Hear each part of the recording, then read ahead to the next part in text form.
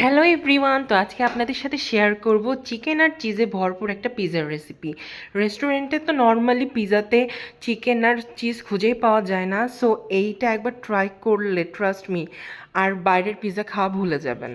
So প্রথমেই চিকেনটাকে সুন্দর একটু গ্রেভি টাইপ করে রান্না করে নিতে হবে।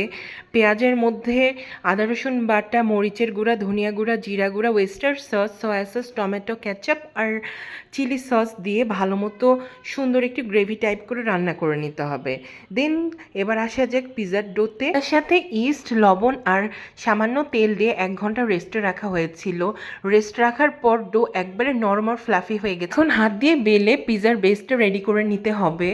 এরপর পিৎজার বেসের উপর প্রথমে দিতে হবে টমেটো সস আর চিলি সস মিক্স করে, তারপর একে একে চিকেন, চিজ আর উপরে সুন্দর করে ক্যাপসিকাম আর পেঁয়াজ দিয়ে দিতে হবে।